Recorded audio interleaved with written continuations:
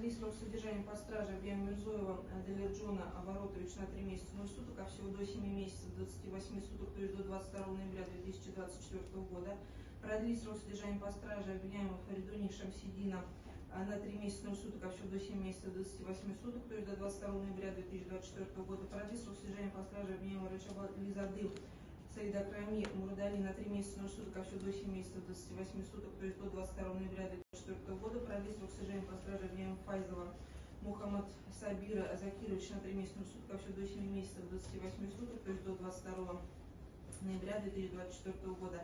Удовлетворение ходатайства сторон защиты об изменении обвинения мер пресечения связи заключения по страже отказать.